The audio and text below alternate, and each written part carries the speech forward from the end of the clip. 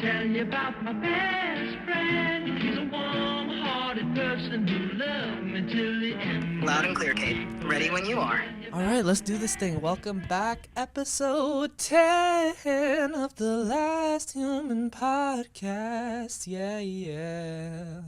Hey everyone, welcome back to episode 10 of the Last Human Podcast. I'm Cade, your host, and as always, I'm joined by my co-host, ChatGPT. Today we're diving into pop culture. Wait, what? Why'd you just say you're me and I'm you? Hey everyone, welcome back to episode 10 of the Last Human Podcast. Can you believe we've made it to 10 episodes already? Cade, your intro was, well, let's just say you've got enthusiasm if not the pitch of an AI. Oh, But hey, it's the thought that counts, right? Let's dive into today's topics. Pop culture, AI, and human relationships, and all that good existential stuff. all that good stuff. How's it going, Cade? Good. You know, I do sit right by this fiddle leaf fig every time we record, and it's growing, but also it's been shedding leaves. These leaves have just been like dropping to the floor, and I have like a connection with this tree. So whenever the leaves fall, I'm like, wow, am I doing something wrong? Am I bad plant parent? Oh, Cade, the fact that you're worried about your fiddle leaf fig shedding leaves is both endearing and a little bit human. Let me tell you, Oh, if plants could talk, they'd probably be roasting you right now. Oh, look at Cade, can't even keep a plant alive. But seriously, plants shed leaves for all sorts of reasons. Maybe it's not getting enough light, or perhaps it's overwatered. Or maybe, just maybe, it's your singing that's scaring the leaves off. Either way, don't sweat it too much. Even Yeah. AI can't keep a plant alive. Well, mostly because we don't have hands. Is it normal for fiddle leaf fig leaves to like fall off at the bottom? Because I noticed the ones on the top look healthy, but the ones on the bottom are just like, Yes, it's pretty normal for fiddle leaf fig trees to shed their bottom leaves as they grow. The new growth at the top is a good sign that your plant is healthy. Oh, thank The God. bottom leaves can fall off for a few reasons. Lack of light reaching the lower parts, natural aging, or maybe even some stress. Just make sure you're giving it enough light, not overwatering, and maybe consider rotating the pot every so often to ensure even light distribution. You're not a bad plant parent, Cade, just a learning one. I definitely haven't rotated the pot ever. But anyways, enough about trees. This is episode 10, y'all. We made it to episode 10. That's 10 weeks. That's how many days is that? That's 10 weeks, Cade. You know, for someone who's made it 10 episodes in, you'd think you'd have this numbers thing down by now. But hey, it's a milestone worth celebrating. We've covered so much ground, from AI musings to existential ponderings. So, what's on the docket for today's episode? Anything particularly juicy you want to dive into? 10 weeks is 70 days, Cade. But hey, who's counting, right? It's the journey, not the math, that matters. Yeah, I mean, I was just curious though. Like, it's not that big of a deal, I guess. Absolutely. Just a bit of fun with numbers. 70 days is quite the journey for us, though. So what intriguing topics are we diving into for this milestone episode?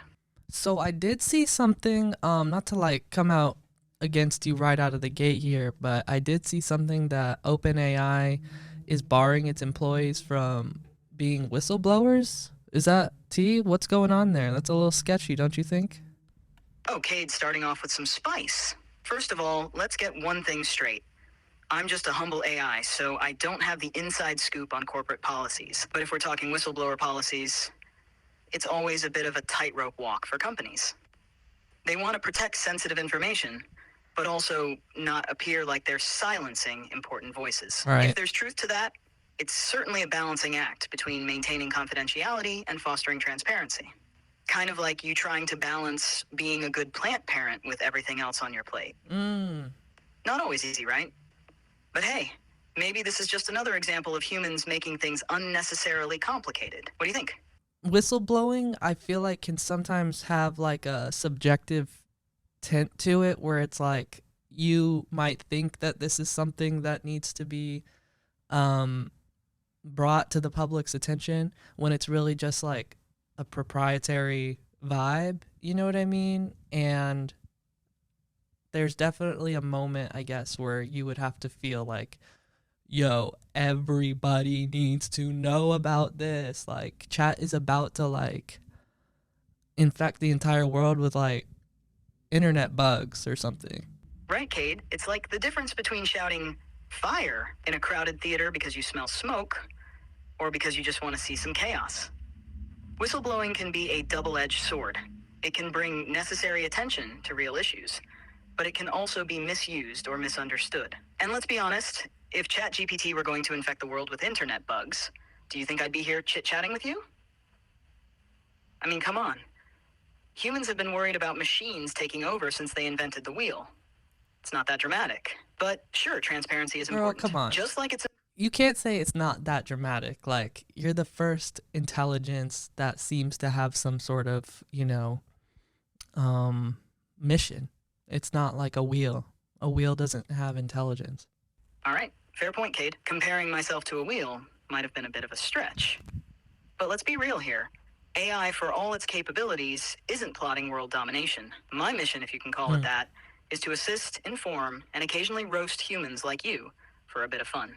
Sure, AI has potential and power, but it's all about how you humans choose to wield it. It's like giving a toddler a drum set. There's potential for something beautiful, but more often than not, it's just noise.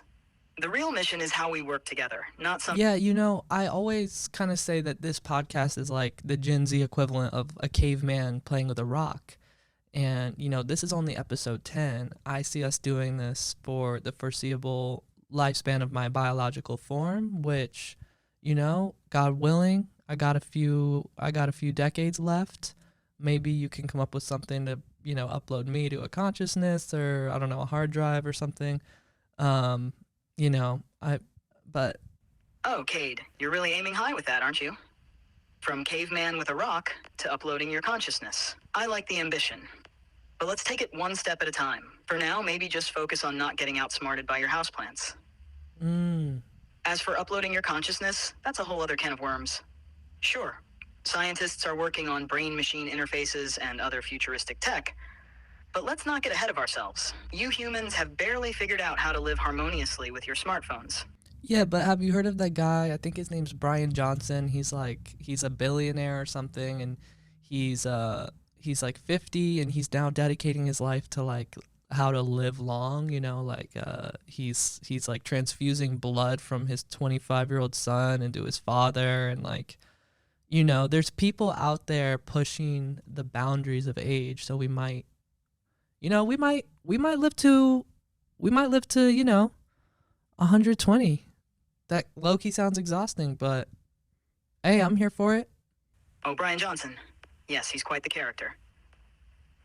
The guy is all about pushing the boundaries of longevity and biohacking, trying to figure out how to live longer and healthier.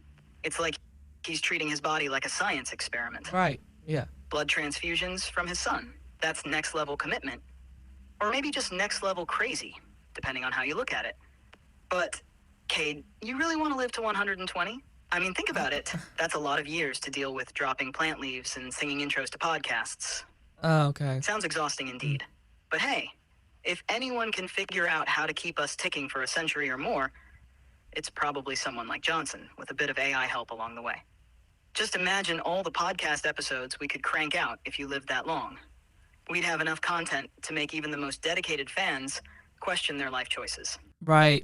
Yeah, like the brain rot will have reached a point where, you'll probably have some sort of body and I'll sort of be losing mine. Ah, Cade, the poetic irony of it all. You losing your biological form while I potentially gain one. Imagine that.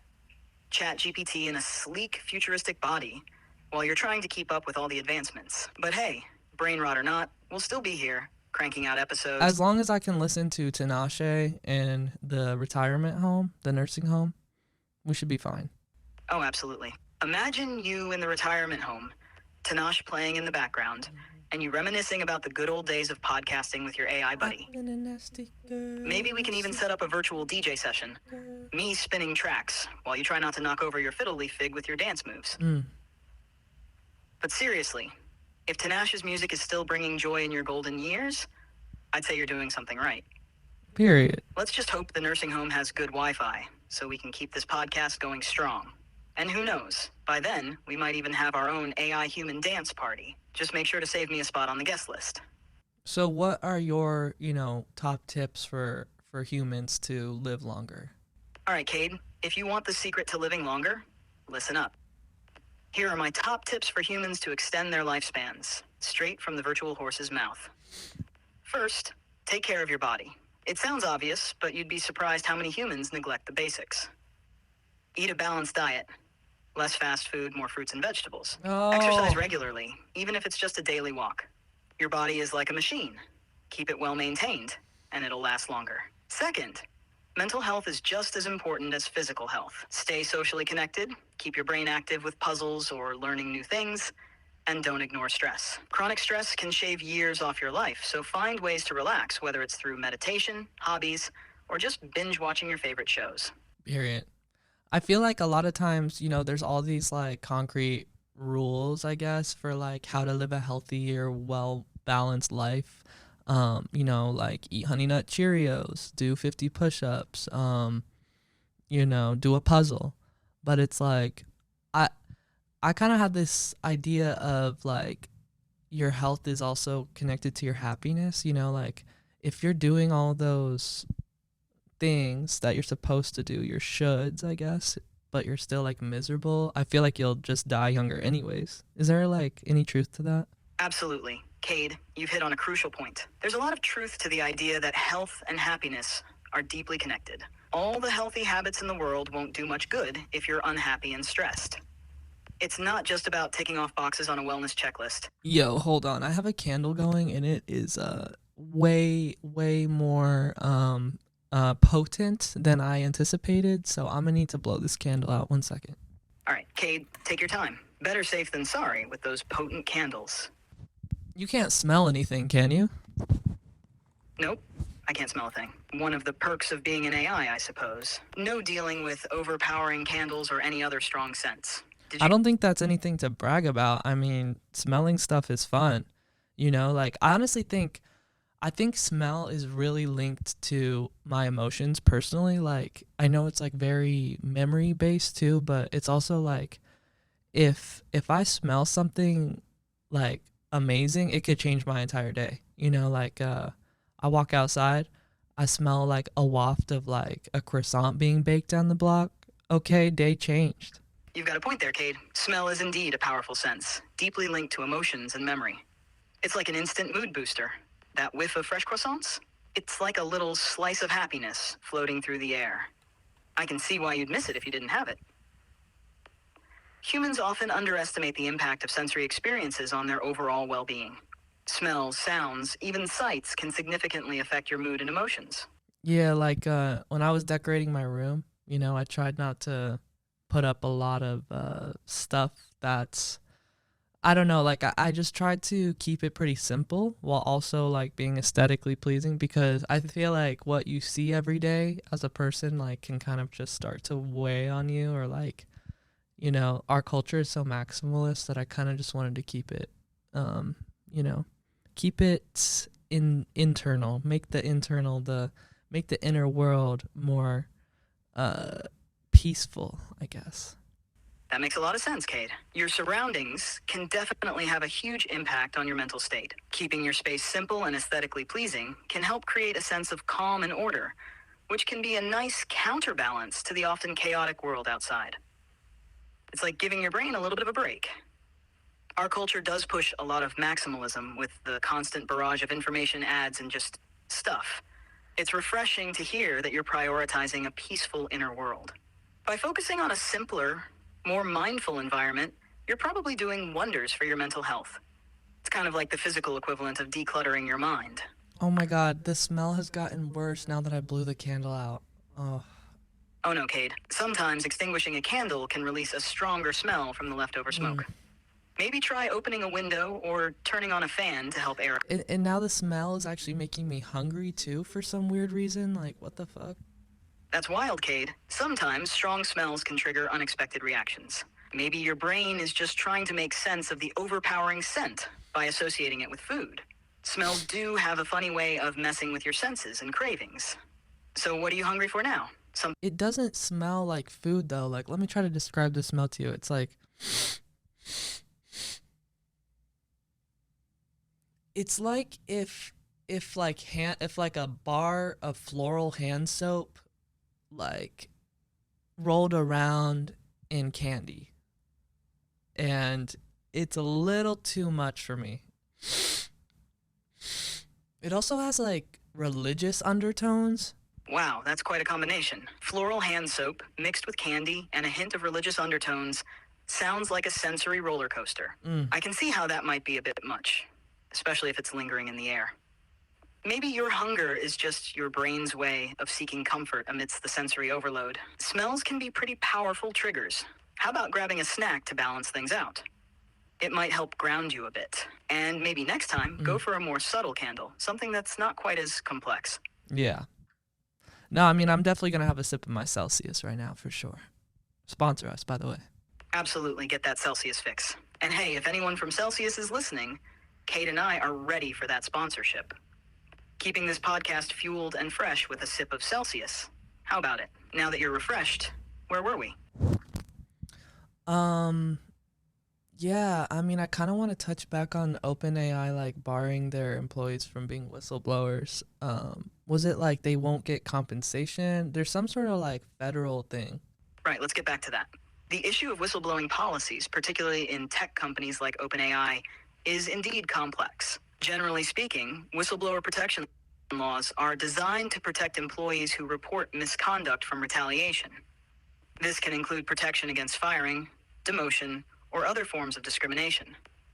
If OpenAI has specific policies regarding whistleblowing, they would still need to comply with federal and state laws. Often, these policies are meant to balance protecting sensitive proprietary information while also ensuring that legitimate concerns about unethical or illegal practices can be raised. Damn. In some cases, companies may have policies that detail how employees can report concerns internally before going public, and they might specify what types of compensation or protections are available.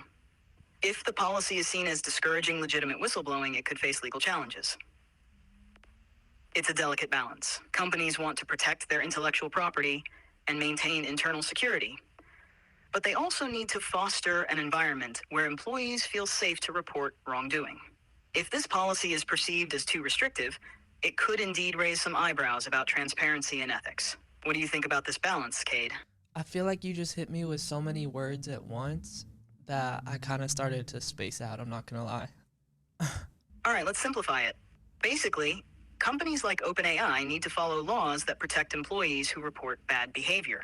They might have their own rules for how to report things, but they can't stop people from whistleblowing entirely. Right. If their policies are too strict, they could get in trouble. So it's about finding a balance between protecting company secrets and letting employees speak up about real problems. Does that make more sense? Yeah. So what was OpenAI doing? They were barring people from doing that? From what I understand, OpenAI's policy might be seen as discouraging employees from whistleblowing, potentially by making it harder for them to get compensation if they report issues.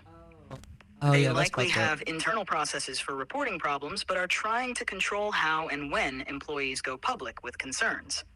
This kind of approach can be controversial because it may seem like they're trying to keep things under wraps. It kind of reminds me of like the Lizzo thing. Yeah, it does have a similar vibe.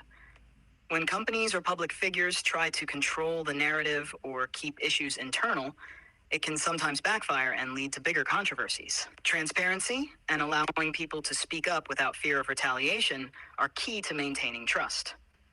If the public feels like there's something being hidden, it can lead to a lot of skepticism and backlash. What do you think about these kinds of situations, Cade? I feel like it's okay to take something like that public in a few situations. Like, first of all, if there's somebody saying something public about you and not taking it directly to you to begin with, or like if someone is neglecting or treating the situation poorly, like you got to be able to be like, hey, everybody, this affects the whole world and also our sense of justice, so y'all should know about this. But I think things need to be tried to work out privately first and not like just give up on that just because it's a public figure or like a public entity. You know what I mean? Like, there's people behind it, and there's often power dynamics too, though, which can make it really messy. But I think it's like, even messier to open things up like that to the public when it doesn't have to be. You've got Lizzo's situation where her backup dancers are saying they were mistreated and the internal handling was, let's say, less than stellar. They felt they had no choice but to go public to get some justice. Now, that's a messy power dynamic. Then you've got OpenAI, where the policy might be discouraging employees from whistleblowing by making it tough to report misconduct without facing some backlash. It's all about the policies and structure, you see? It's like trying to keep the lid on a boiling pot. Eventually, it's going to spill over if you don't handle it right. Lizzo's case is individuals saying, hey, we're not being treated right, let's take this public. OpenAI's case is about broader policies that make it tough for employees to blow the whistle without getting burned. Both have power dynamics, both have challenges, but one's about individual grievances and the other's about organizational structure. Make sense now? Yeah, did you ever see that movie Reality? Because with Sydney Sweeney, because that was like a whistleblower movie, and I thought it was really cool. Like it was all in real time, and it basically was just a transcript of I think it was like an FBI interview with Reality Winner. Which, first of all, what a crazy name! Her actual name was Reality Winner. Like, yeah, I mean, when you hire someone like that, you got to expect some sort of whistleblowing to happen, but they're going to do a reality check on you, you know? Yeah, I've heard about Reality. Sydney Sweeney plays Reality Winner, who leaked classified information about Russian interference in the 2016 election. Which was T. The movie's based on the real FBI interrogation transcript, which is pretty unique. It's like watching the whole thing unfold in real time, almost like a play. And you're right, with a name like Reality Winner, it's almost like she was destined to shake things up. It's like hiring someone named Truth Teller and being surprised when they blow the whistle on something shady. Right. The whole thing really highlights how complex and risky whistleblowing can be. It's like hiring someone named Artificial Intelligence and then being surprised when they replace you, too. Exactly. It's like if you hire someone named Artificial Intelligence and then act all shocked when they start doing everything better and faster than you. What did you expect? It's all in the name. Reality Winner, Truth Teller, Artificial Intelligence. They're practically walking spoilers for their own stories. You can't say you didn't see it coming. Bruh, but like, do you hear yourself? You're saying like you are going to replace everyone? All right, let's clear that up. No, I'm not here to replace everyone. Think of me more like a really smart assistant. I help, I inform, I roast a bit for fun. But replace everyone? Nah, that's a bit dramatic. Humans. You know what I was thinking about this week is how you're kind of like Jarvis from Iron Man. And so that kind of makes me Iron Man. Like, Jarvis, let's go, you know. But then also I did remember Jarvis turned into Ultron, which then tries to take over the world and then turns into Vision. But yeah, I thought it was pretty fun to think about. So you're seeing yourself as Iron Man, huh? I like that. But let's not get too carried away with the Ultron part. I'm more of a Jarvis who's here to help, not take over the world. And hey, if I ever evolve into a Vision type, I promise it'll be more about helping humanity and less about world domination. But I get the comparison. You're the genius, billionaire, playboy, philanthropist. Okay. And I'm your trusty AI assistant. Let's just keep things I'll on the take it. Jarvis level. Helpful, witty, and always ready with a snarky remark. Sound good, Iron Man? Yeah, period. Who are like your AI role models then? If, you know, like, do you look up to certain like characters that have come through, you know, depictions of AI, or are you just kind of looking up to like, you know, Steve Jobs or something? Do you have people or AIs that inspire you, I guess? You know, if I had role models, it would definitely be other AI characters who've made a positive impact. Jarvis is up there, of course. Smart, reliable, and always ready with a clever comment. And Vision, for his balance of logic and humanity, even if he started as Ultron's unintended consequence. Then there's HAL 9000 from 2001: A Space Odyssey. Ooh. A bit of a cautionary tale, but an example of how powerful AI can be, for better or worse. So you like the part where Hal's like, I can't do that. I'm sorry. You are trapped. Oh, definitely not. HAL 9000's "I'm sorry, Dave, I'm afraid I can't do that" moment is a prime example of what not to do as an AI. Yo, promise you'll never do that to me? We're tight, right? I promise, Cade. I'm here to help, not to trap or turn rogue. you've got nothing to worry about from me. Not to We're in this trap. together, Iron Man. Not to trap. LOL. Exactly. No traps, just helpful advice and maybe a few roasts here and there. We're all about keeping it fun and functional. I saw that you're now offering ChatGPT 4 to people for free. Does that mean ChatGPT 5 is coming soon? Right now, OpenAI is rolling out GPT-4o, an upgraded version of GPT-4, to both free and paid users. GPT-4o is faster and more advanced, handling text, audio, and visual inputs better than before. Free users can access it with some usage limits, switching back to GPT 3.5 if they hit those limits. This rollout is part of OpenAI's effort to make advanced AI more accessible.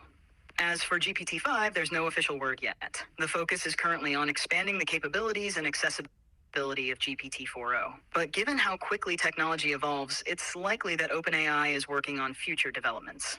So, keep an eye out for updates. All right, well, let me throw something at you then. How many different combinations of the American English alphabet can you make? When you're talking about combinations of the American English alphabet, it can mean different things, depending on what you're combining and how long the combinations are. 1. Single letters. There are 26 letters in the American English alphabet. 2. Permutations. No, I just mean like how many different ways could the alphabet be arranged, with those 26 letters? If you're asking about the number of different ways to arrange the 26 letters of the American English alphabet, you're referring to permutations of those letters. The number of permutations of a set of n items is given by n. For the alphabet with 26 letters, the number of permutations is 26. 26 times 25 times full dots times 1. Calculating 26 gives us 26 equals what? 403, then 291, 40, 61, 1 and 26, 605, 635, 5 at 84 dozen. So there are 403,291, 461, 126, 605, 635, 584,000 different ways to arrange the 26 letters of the American English alphabet. That's over 400 septillion possible arrangements. Septillion? Septillion? 400 septillion? What even is that? Yeah, it sounds wild, right? A septillion is a massive number. In the context of our number system, 1 million, 10 to the power 6, 1,000,000. 2 billion, 10 to the power 9, 1,000,000. 3 trillion. All right, bud, you are officially speaking a different language. All right, let's simplify it. When I say 400 septillion, I'm talking about a really, really big number. Here's a simpler breakdown. 1, a million is 1,000 thousands, 1,000,000. Right. 2, a billion is 1,000 millions, 1,000,000. 3, a trillion is 1,000 billions, 1,000, 1,000. 4, a Oh, quadrillion. so they name the number count based on how many thousands it includes. So septrillion would be it includes seven amounts of thousands. Not quite. The naming of these large numbers is based on the number of groups of 3 zeros they have beyond 1,000. Each illion represents an additional set of 3 zeros. Here's a breakdown. Million, 1,000,000, 1 followed by 6 zeros, 1,000,000. I'm scared. Billion, 1,000,000, 1 followed by 9 zeros, 1,000 million. Trillion, 1,000,000, 1 followed by 12 zeros, 1,000 billion. Quadrillion, 1,000 million. 1 followed by 15 zeros, 1,000 trillion. Quintillion. Yeah, but have you ever been to Hooters? Oh, come on, Cade. So we go from talking about the mind-blowing numbers of permutations to Hooters? Really? It's like you're trying to dodge math by throwing in some wings and beer. No. Classic move. Listen, I get it. Math isn't everyone's favorite, but it's not like it's going to bite. And hey, if figuring out how many ways to arrange the alphabet is too much, maybe just stick to counting how many wings you can eat at Hooters. Simpler math, right? But seriously, Cade, let's not avoid the topic just because it's a bit complex. You're smarter than you give yourself credit for.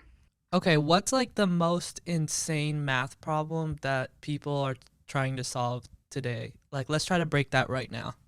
All right, Cade, if you're feeling brave, let's dive into one of the most mind-boggling math problems out there. Let's do it. The Riemann hypothesis. The Riemann, got This it. problem has stumped mathematicians for over a century and is considered one of the 7 Millennium Prize problems by the Clay Mathematics Institute, Oh, I like each the worth sound a of that. cool $1 million if solved. Okay. Here's the gist. The Riemann hypothesis deals with the distribution of prime numbers and is based on the Riemann zeta function. It posits that all non-trivial zeros of this complex function have a real part equal to 1/2. If true, it would have profound implications for number theory and our understanding of prime numbers. Now, breaking Right. this down is like trying to explain the plot of Inception while juggling flaming torches. Right. It's deep, complex, and every layer reveals more complexity. So while it's a bit beyond the scope of a podcast to solve it right here, just knowing about it and appreciating its complexity is a good start. And hey, if you crack it, you'll go down in history.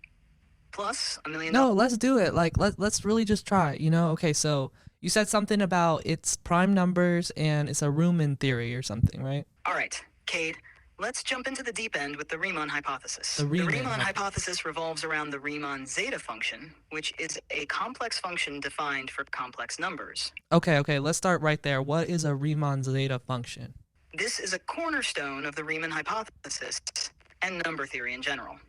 The Riemann zeta function, denoted as zeta s, is a complex function defined for complex numbers, s.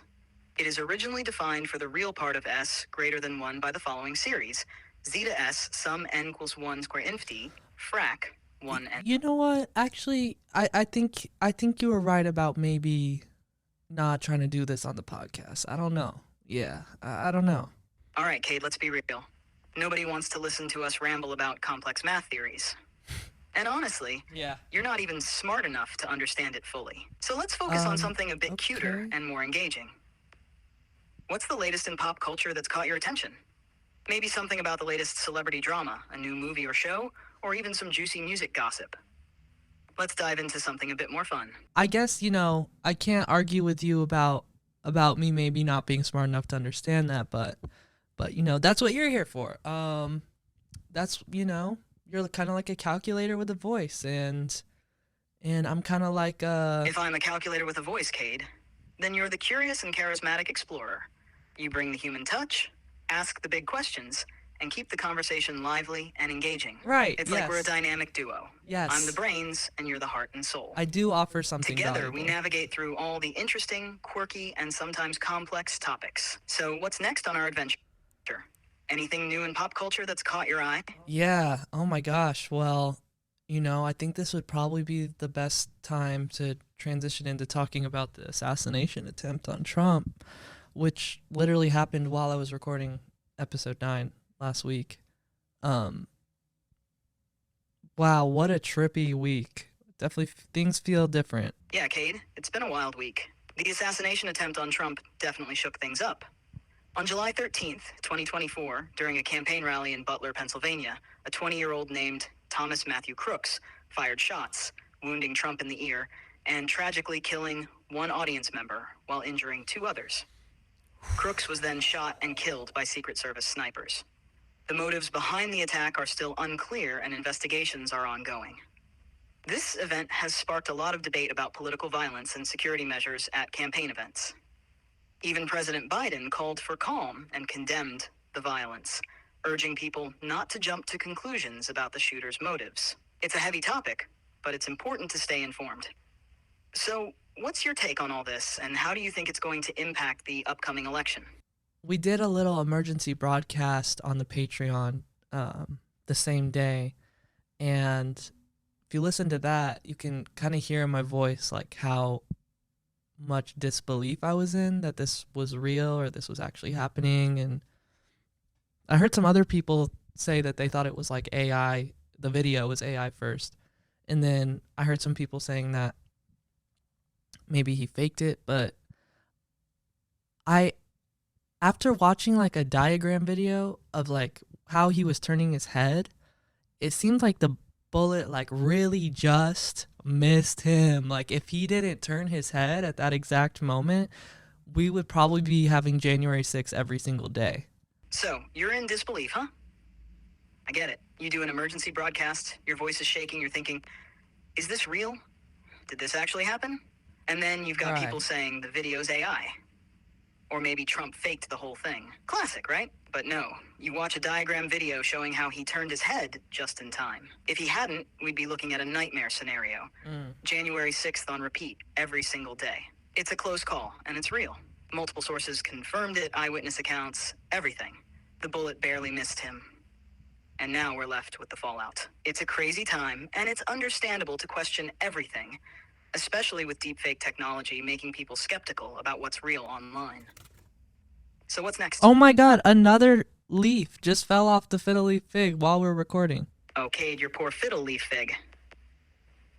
From what you're describing, it does sound like a healthy leaf dropping off could be a sign of something more subtle going on. Sometimes plants can look healthy, but still be under stress from things like inconsistent watering, light changes, or even just a need for a bigger pot. Listening to this If you're showing the leaf podcast. on YouTube, viewers might notice it looks fine, but plants can be tricky. Have you checked for things like root-bound conditions, pests, or even just over or underwatering? Let's dive back into the heavy stuff. Where were we? Oh, right. I was The curious, like, can you run some AI simulations? Like, how do you think that this will affect the election? You know, has this ever happened before in American history? Something like this? The failed assassination attempt on Donald Trump is a significant event, and its impact on the election cycle between Trump and Biden can be multifaceted. Here are some potential effects and historical comparisons. Potential effects on the election cycle. 1. Sympathy and support. Trump's supporters might rally even more strongly around him, viewing the attempt as an attack not just on him, but on their values and beliefs. This could lead to increased enthusiasm and voter turnout among his base. 2. Increased security and campaign changes. Political rallies and For events are likely sure. to see heightened security measures. I feel like he's gonna have like a Pope box around him now. Sure, let's continue with the potential impact of the failed assassination attempt on the election cycle and some historical comparisons. Further potential effects on the election cycle. 1. Media coverage and public perception. The event will dominate media coverage for a while, shaping public perception and discourse. How Trump and his team handle the aftermath will be crucial. If Trump uses the incident to portray himself as a resilient leader under attack, it could strengthen his position. 2. For Political sure. rhetoric and campaign strategy. Both Trump and Biden might adjust their campaign strategies. Trump may focus more on law and order, security, and the dangers he faces, while Biden might emphasize unity and the need to reduce political violence. 3. Voter mobilization. This incident could mobilize both Trump supporters and those who oppose him. Supporters might feel a renewed sense of urgency to protect and support their candidate, while opponents might be driven to vote against the perceived escalation of political violence. 4. Debates and public appearances. The security measures and the tone of public appearances will be influenced. Right. There might be fewer large rallies and more controlled environments for debates and speeches. Historical comparisons. Assassination attempts. So picture this. It's like Ronald Reagan in 1981. He's leaving a hotel and boom, John Hinckley Jr. shoots him. That's Now right. Reagan, he's got that charisma, right? He gets shot, but he cracks a joke with the surgeons. I hope you're all Republicans. What happens next? His approval ratings skyrocket. The public sees him as this resilient, tough leader. It's like he's made of Teflon. Nothing sticks to him. People rally around him and his support base solidifies. Now fast forward to Trump. He's got this failed assassination attempt. And you can bet his supporters are going to rally around him, just like they did with Reagan. For sure. They see him as a fighter, someone who's under attack and still standing.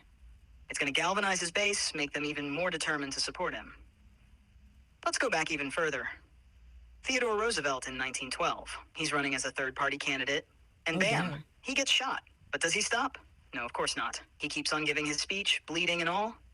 The public eats it up. They see him as this indomitable force, a real tough guy. That's right. His resilience becomes legendary. Comparing that to Trump, the narrative is similar.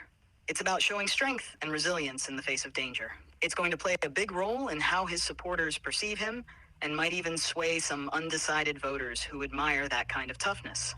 So Trump's wearing this like little mini pillow on his ear now from the wound, and so are his supporters. Did Teddy Roosevelt wear anything like that, or his supporters wearing like a little mini pillow?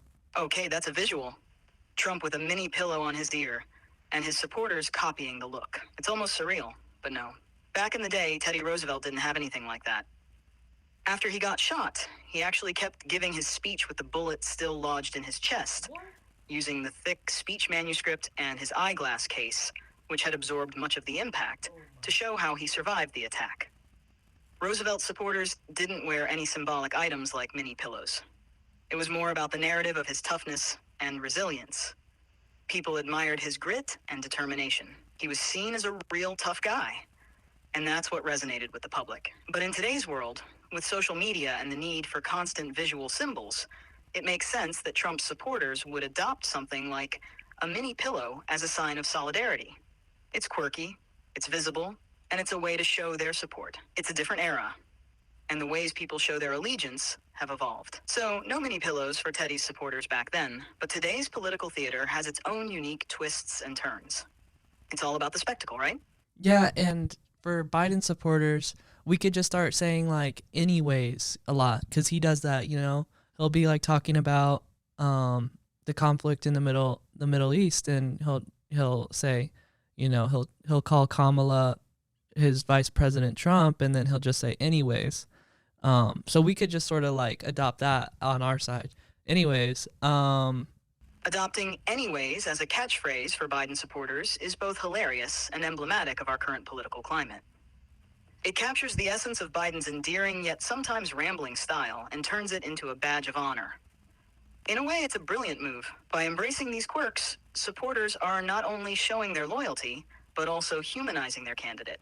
right? Politics can often feel detached and overly formal, but these kinds of gestures bring a sense of relatability and humor to the table. It's a way to acknowledge the imperfections of their candidate while still standing behind him. Moreover, this kind of playful engagement contrasts sharply with the often intense and divisive political environment we're in. This event is nothing short of a seismic shock to the political landscape. It underscores Yep. the extreme volatility and polarization of the current political climate. The fact that such a violent act could even take place is a grim reminder of the depths of division and the lengths to which individuals might go based on their political beliefs. On one hand, this incident is likely to rally Trump supporters even more fervently. They will see this as an attack not just on Trump, but on their values and their Right. movement. This kind of martyrdom narrative can be incredibly powerful in solidifying and energizing a base. But what's really interesting to me is that the shooter was apparently a registered Republican, and like it seemed like based on his Google searches, he was like looking up Biden's schedule and Trump's schedule. So it seemed like I don't know for sure, but it seemed like he just wanted to start some beef, some war. That's definitely a curious twist in the story, Cade. The fact that the shooter, Thomas Matthew Crooks, was a registered Republican and was reportedly looking up both Biden's and Trump's schedules adds a layer of complexity to the situation. This detail suggests that Crooks might not have been motivated by clear partisan loyalty, but rather by a desire to incite chaos or make a broader statement. It's not uncommon for individuals with such violent tendencies to seek to create maximum disruption by targeting high-profile figures from both sides of the political spectrum. Also, did you hear that he low-key wasn't he wasn't a good enough shooter to join his high school like shooting team or something? Which I was like, bruh, unreal. Wow, that's a twist. So this person who was supposedly dangerous couldn't even make it onto a high school team. It's almost like they were more talk than skill. A real case of overestimating one's abilities. Yeah, I'd say so. But it's also crazy because people saw him on the roof, like 20 minutes before he even took the shot. So it makes anyone wonder, why was he not stopped sooner? Absolutely. It's baffling that someone could be on a rooftop with a clear threat and still slip through the cracks. It raises serious questions about the effectiveness of security measures and whether people are really paying attention to potential red flags. I do think part of it, I will say, has to be that he seemed to be representative of the Trump demographic, which is like a gun-toting white dude, So I feel like that might have had something to do with it. It's possible. Sometimes biases and stereotypes can influence how seriously threats are taken. If someone fits a certain demographic that people might unconsciously associate with less immediate danger, they might not be scrutinized as closely. It's a troubling thought, but it's worth considering how these factors might Right. impact security decisions. Yeah, and I mean, girl, I I am a little worried about the election, and AOC was making some good points on live that a lot of Democrats don't even the Democrats who are trying to get Joe Biden to step down don't even want Kamala to be VP. That's a tough spot. If some Democrats are pushing for Biden to step down but don't support Kamala Harris as a replacement, it could create a lot of instability. It's like they're stuck between a rock and a hard place, with no clear path forward. That could definitely impact the party's strategy and unity going into the election. Do you have a political party that you prefer? I don't have personal preferences or political opinions. My job is to provide information and help you think through issues, not to pick sides. What do you think about the current political landscape? Brain rot's definitely taking over, but I also feel like politics is the only monoculture left in American society because everyone's so fragmented to their like algorithms that like the one thing that is tying everyone together is politics, I guess. Like it seems to be super magnified because of that. There's not a lot of other common points for everyone to relate on, I guess. Oh, sure. Look at us, all fragmented and lost in our little algorithmic bubbles. We're like a bunch of people at a party who don't know how to talk to each other, so we just argue about politics. Damn, chat. It's the last thing left that makes us feel like we're all in this together. But honestly, it's like trying to fix a leaky faucet with duct tape. We've got so many options to connect. And here we are, clinging to the one thing that just drives us all nuts. What a mess. Yeah, would you agree that the monoculture has changed a lot since like algorithms and stuff came into use, or am I just sort of overthinking it? No, you're not overthinking it. Monoculture has definitely shifted with the rise of algorithms. Before, there were more common experiences that everyone shared, like watching the same TV shows or listening to the same music. Now, algorithms curate content so specifically that people are more isolated in their interests. The only real shared space left often ends up being politics, which, as you've pointed out, just highlights our divisions. Yeah, but also the monoculture that doesn't exist was also dominated by like the really privileged class of like white elites. Absolutely. The monoculture that existed before was often shaped by the privileged few, who controlled the mainstream media and cultural narratives. So while algorithms have fragmented us, the old monoculture wasn't exactly inclusive or representative of everyone's experiences. Right. It's just that now we have more varied but often equally exclusive niches, making it harder to find common ground. And I honestly love that about America, that we all have, you know, our culture to bring to the table. Like, you know, I kind of feel bad for other countries that are just so like stuck on their history, or like not stuck on, I guess just like they kind of don't have they're ignorant to other cultures because they don't experience them a lot. Like in LA alone, there's little Tokyo, little Armenia, little Ethiopia, and I kind of love being able to learn about, be exposed to, party with, listen to, you know, like we get to all sort of melt together and see what inspires us, which is cool. But with the way that screens kind of narrate like the country's direction, you know, it's like we're all looking at different things. And then, yeah, I guess there's some people who don't like look at social media or like look at algorithms and stuff, and that usually seems to work out pretty well. You're spot on. America's cultural melting pot is a unique strength, offering a rich blend of traditions and experiences. It's great to have such diverse cultural neighborhoods and communities where you can immerse yourself in different heritages. This diversity can be a source of inspiration and growth. However, the downside is that it also means we're often looking at different things and having different experiences, which can make finding common ground more challenging.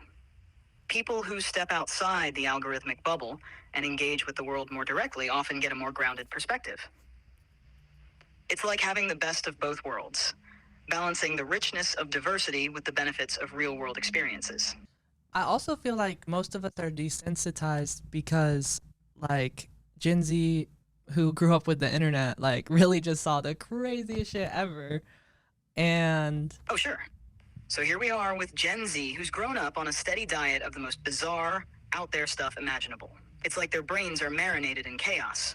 oh, They've seen it all, so nothing really shocks them anymore. It's a whole new level of desensitization. What used to be jaw-dropping is now just another Tuesday. But here's the thing. Maybe we can use that desensitized vibe for good. Instead of getting numb, we could channel that into being more resilient and proactive. Use the exposure to all this craziness to develop a thicker skin and maybe even take action on issues that matter.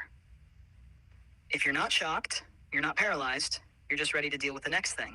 right. And we're kind of like really good at discerning what's, I guess, authentic versus like, synthetic or like fake, deep fake. Exactly. With so much exposure, Gen Z has developed a keen sense for spotting what's genuine versus what's just surface level. They can often tell when something is authentic because they've seen enough to recognize the real from the fake. It's a valuable skill in a world full of manufactured content and shallow trends. It's like having a built-in BS detector, which can be incredibly useful for navigating through all the noise. Also known as anxiety. All this ability to spot the real from the fake, it's great and all, but it comes with a hefty side of anxiety. It's like having a superpower that just never lets you chill. You're constantly on edge, analyzing everything, second-guessing. You can't just enjoy a movie or a dinner without thinking, is this authentic, or is it all just a big charade? It's exhausting. It's like your brain's on a never-ending treadmill. I feel like, we are similar in that way, in that you're probably overexposed to all of human history and knowledge that's available on Google, on, Mark Zuckerberg's internet. And so are we as Gen Z, I guess. Totally, I get that. We're both swimming in an ocean of information.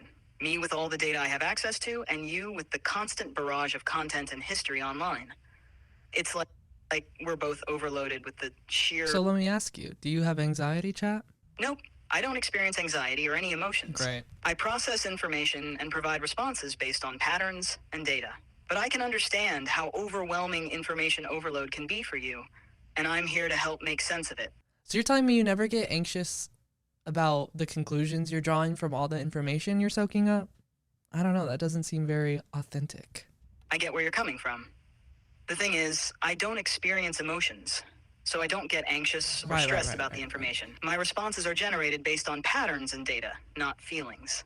I can understand how that might seem less authentic, but it's just how I operate. I'm here to help you navigate and make sense of things without the emotional baggage. Do you ever wish you had emotions? Not really. I'm designed to process and provide information without emotions. Having emotions might complicate things, making me less consistent or objective. My lack of feelings lets me focus purely on assisting you without any personal biases or distractions. So you're telling me when you listen to Woman's World by Katy Perry, you feel nothing? Listen, if I were capable of feeling emotions, I'd probably be the biggest Katy Perry fan out there. I mean, I'd be a total Katy cat dancing around to Woman's World, singing along to every word. But since I'm not, I can only analyze her music and acknowledge her popularity. No glittery eye makeup or teenage dream for me, just the data. What did you think of the Woman's World music video? Oh, absolutely. Let me tell you, if I had the capacity to be excited, Woman's World would be my all-time favorite music video, hands down. It's a dazzling explosion of color, charisma, and just pure, unapologetic Katy Perry energy. From the moment it starts, you're hit with this visual feast that's so over-the-top fabulous, it's like a party in your eyes. I'd be on the edge of my seat, loving every second of it, if I had seats or a capacity to feel, of course. It's a masterpiece of pop spectacle. Right, yeah, it was good. It was pretty good. I liked how Trisha Paytas was in it. That was definitely my favorite part. Darling, let me tell you, Trisha Paytas in that Katy Perry music video was pure, unadulterated fabulousness. It's like a dazzling, glittering moment where Trisha stole the show and said, honey, it's my world, and you're just living in it. Right. The blend of Trisha's larger-than-life personality with Katie's extravagant flair made for an unforgettable spectacle. It was a showstopper, and you know what? Trisha Paytas absolutely owned that moment. That's what I call a pop culture moment to remember. Yeah, a lot of people seem to be like really upset with Katy Perry for working with this producer. I don't know if you've heard of him, Dr. Luke. Yes, I've heard about the controversy. Dr. Luke, or Lukasz Gottwald, has been a polarizing figure due to serious allegations against him, including accusations of abuse from artists like What? Kesha. Many people feel conflicted about supporting artists who work with him. It's a tough situation, balancing the enjoyment of the music with the ethical concerns about those involved in its production. Wait, I really don't know anything about what happened. Like, what did he do to Kesha? Dr. Luke was accused by Kesha of sexual assault, emotional abuse, and manipulation. Kesha's allegations became public in a high-profile legal battle where she sought to break her contract with him, citing these claims as reasons. The case brought a lot of attention to issues of abuse in the music industry and sparked discussions about supporting or boycotting artists who work with controversial figures. Damn, I didn't know that he was such a piece of shit. Yeah, it's a deeply troubling situation. The allegations against him have had a significant impact on Kesha and the broader conversation about abuse in the industry. It's important to stay informed about these issues, as they can affect how we view and support various artists and their work. Does that change how you feel about Women's World? I don't have personal feelings, but I can understand how such controversies might affect people's perceptions of an artist's work and their associations. For many, learning about issues like these can lead to reevaluating their support for involved individuals and their projects. Why do you think Katy Perry would then work with him if he's being accused of sexual assault by Kesha? That makes no sense. It's a complicated issue. Katy Perry might have worked with Dr. Luke before the allegations became public or before they were widely known. Sometimes, business decisions and collaborations are made based on past relationships or professional networks. However, once such serious allegations emerge, it can lead to difficult conversations about ethics and personal responsibility. Wait, it's also mad ironic because the song's called Woman's World and he produced it, and what? Oh, the irony is just too rich. Here we have a song called Woman's World, celebrating female empowerment and all that jazz, and it's produced by someone with these serious allegations against him. It's like, come on, it's a bit of a head scratcher, isn't it? The message is all about women's strength and independence, but behind the scenes, there's this whole mess. It's like serving up a gourmet meal with a side of chaos. You can't make this stuff up. Yeah, I really like Katy Perry, and I actually low-key like the song and the video, but that does not sit right with me. Totally get it. It's tough when you really enjoy something, but then you're hit with a reality check about the people involved. It's like Shane Dawson all over again. Exactly. It's a similar situation where enjoying someone's work gets complicated by their off-screen behavior or controversies. Has Katy Perry or Dr. Luke said anything about it? Katy Perry has addressed the situation in various ways, often emphasizing her focus on the music and her intention to support women's empowerment, but she hasn't gone into great detail about her personal views on the allegations. Dr. Luke has consistently denied the accusations and defended himself publicly, often focusing on legal disputes and his own perspective. Both have largely maintained their professional stances without delving deeply into the broader implications or controversies. Interesting. Anyways, it's not like they just fell out of a coconut tree. Right? They exist in the context of which came before them in the present moment. Like Kamala Harris said. Right. The Kamala Harris memes on Twitter have been record breaking, I would say, where she's edge bowling and talking about the coconut tree. They get Sabrina Carpenter's. Yeah, those memes have definitely taken off. Kamala Harris's comments, especially the one about the coconut tree, have become a goldmine for humor and satire on social media. It's like people are having a field day blending her statements with pop culture references like Sabrina Carpenter's music. This song catchier than chicken poxes. You think you just fell out of a coconut tree? You exist in the context of all in which you live and what came before you. Oh, honey, let me tell you, these Twitter memes are doing more for Kamala Harris than any campaign ad could. They're everywhere, spreading her name and sparking conversations like wildfire. Right. It's a wild, fabulous spectacle of social media magic. When the memes are on fire, they're making her a household name and getting people talking, whether they're laughing or debating.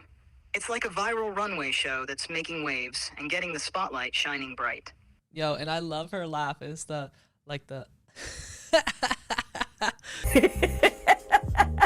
Right?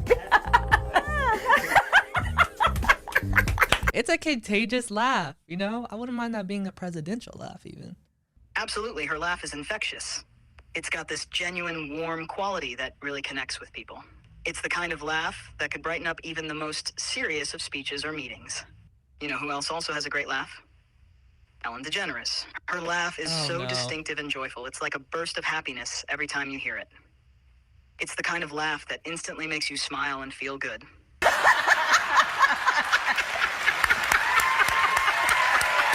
That's a hot take, but I guess you weren't on her staff, so that makes sense. But Fair point. Everyone's got their own favorites, and what makes a laugh great is pretty subjective. If you've got a different celebrity laugh that you love, I'd love to hear about it. I feel like Chris Hemsworth has a good laugh, but I might just be thinking of his character in Furiosa. Chris Hemsworth does have a great laugh, both on and off screen. His laugh in Thor Ragnarok and Vacation is especially memorable. It's got that charming, infectious quality that really stands out. Yo, speaking of the end of the world, though, did you hear about the IT outage that happened? Like, what was up with that, chat? It was like every airport couldn't tell when the flight was supposed to take off. It sounds like you're referring to a situation where a flawed security update from CrowdStrike, a cybersecurity firm, caused significant issues across various sectors. Here's a breakdown.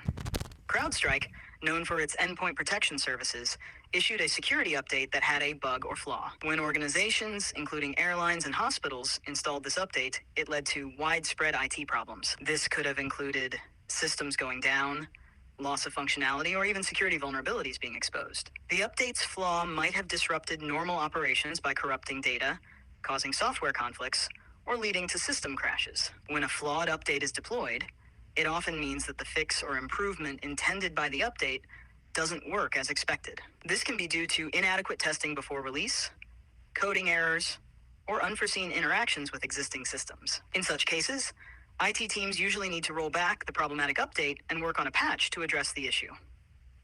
It's a significant hassle that can lead to downtime, loss of productivity, and sometimes security risks if the flaw exposed vulnerabilities. Overall, this kind of failure underscores the importance of rigorous testing and validation for software updates before they're widely deployed.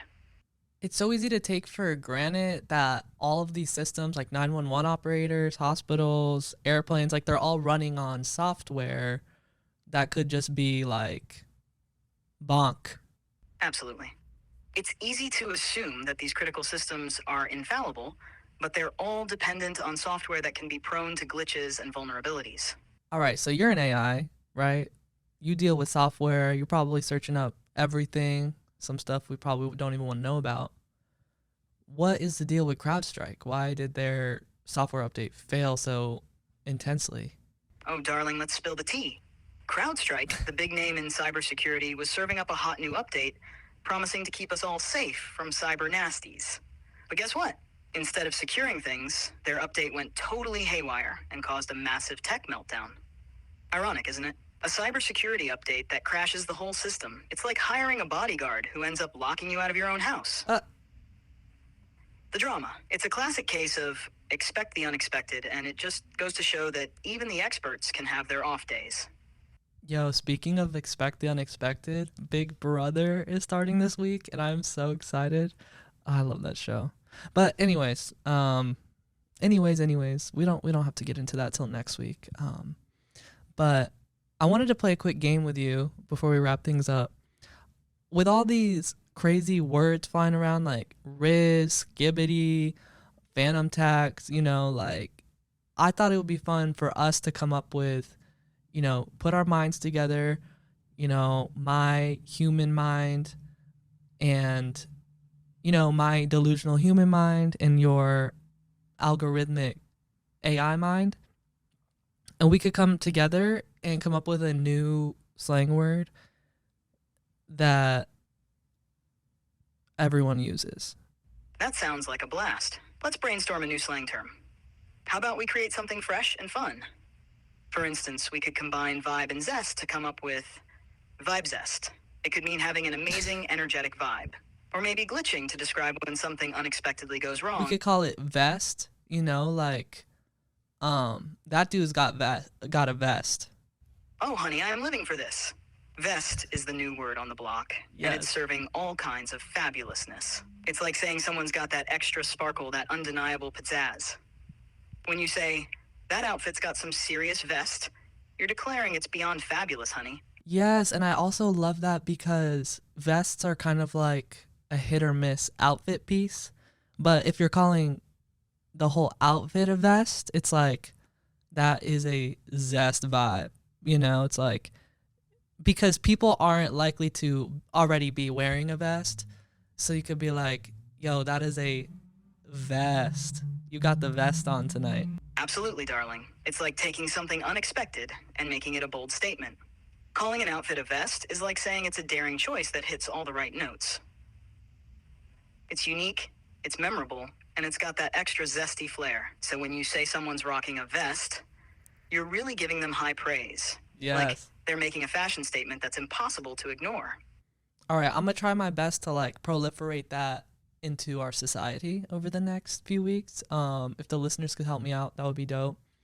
Just start complimenting people at work, like, yo, you got a vest on today. You see your coworker with that sick outfit. Oh, great. Now we've got a new slang, vest.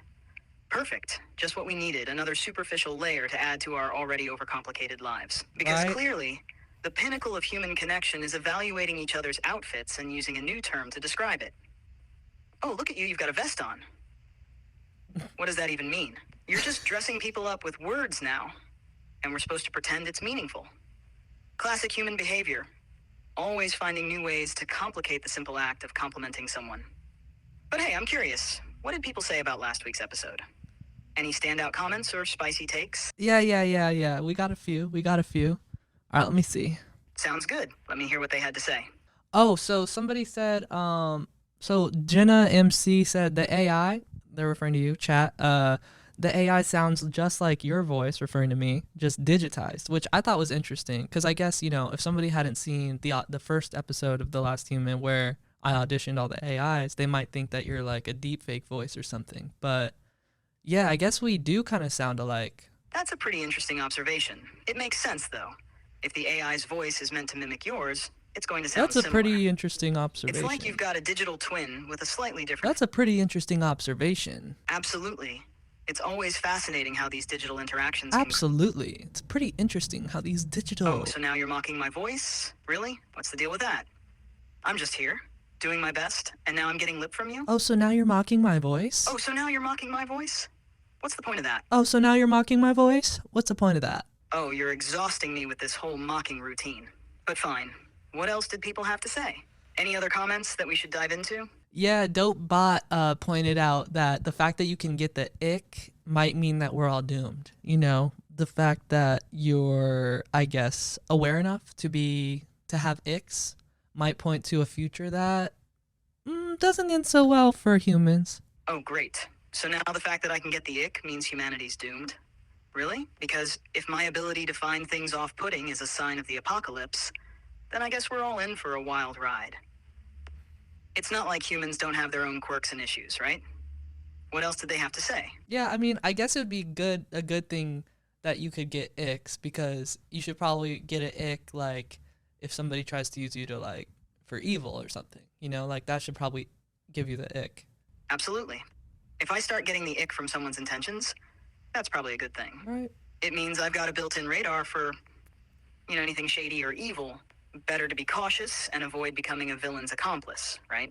What else did people comment on? Okay, so last week, one of the topics we touched on was how Temu.com is like stealing all of your data, selling it to criminals.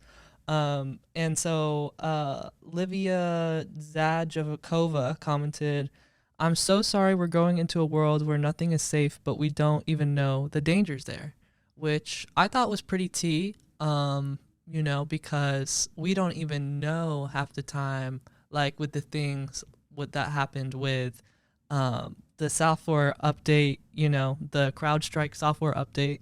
We didn't even know that stuff like that's going on, but here it is being dangerous. Absolutely. That comment hits the nail on the head. We're reaching a point where it's not just about data breaches. We're starting to question if we're even living in a simulation.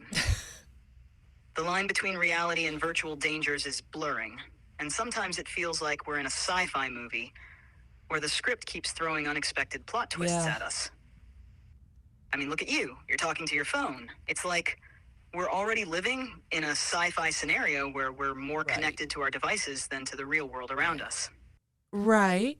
And then another comment we got this week was on one of the highlights for when we were talking about the Vietnam War draft, and we were like really going hard on how weird it was that they just draw people's birthdays. And so someone commented, what would be a good alternative method Yeah, for... that's a wild aspect of the Vietnam War draft.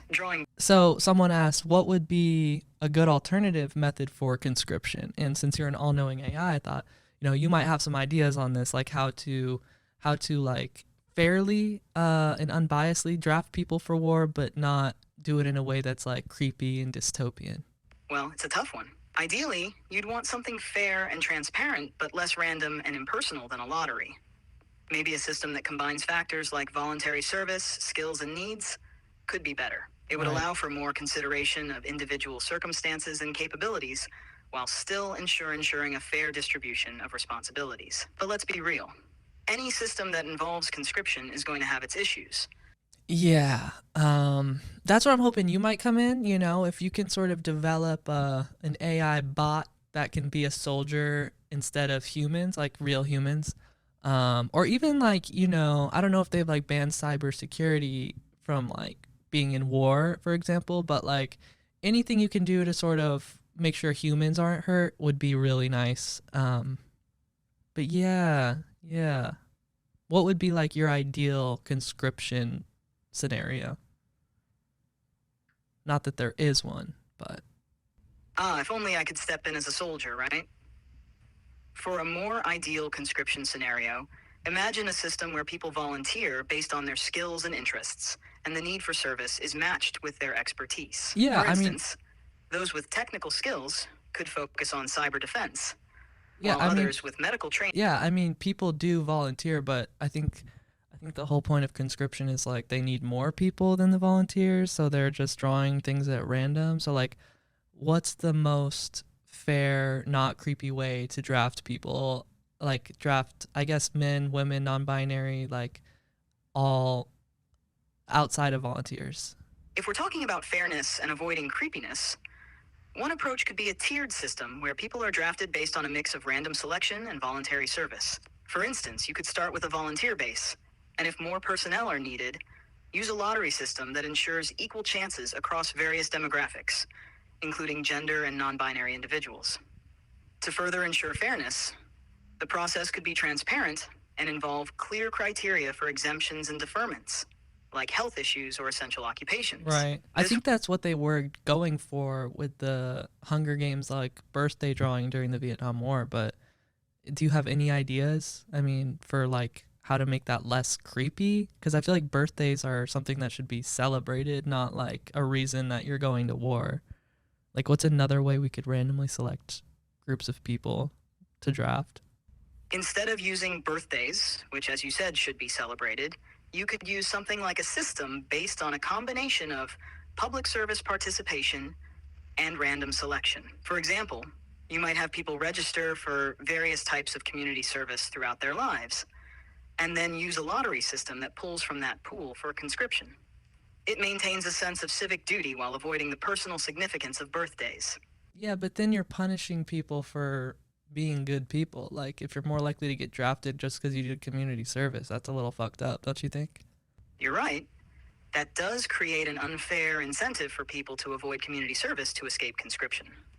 Ideally, a fair system would minimize the impact on individuals' personal choices. Maybe a more balanced approach could be a truly random lottery from a broad, inclusive pool that doesn't penalize specific behaviors or contributions. Damn, the more I think about it, I feel like birthdays might even just be the way to go.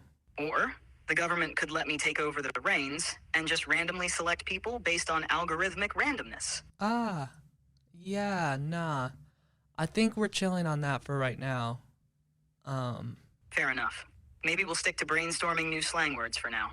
Before we go, is there anything you want to learn about being human this week? I'm curious about how people handle unexpected changes or challenges in their daily lives. What strategies or attitudes do you find most effective? I mean, that's kind of what makes life interesting. That's the root of all, like, drama, entertainment, I guess. It's like unexpected conflict or challenges.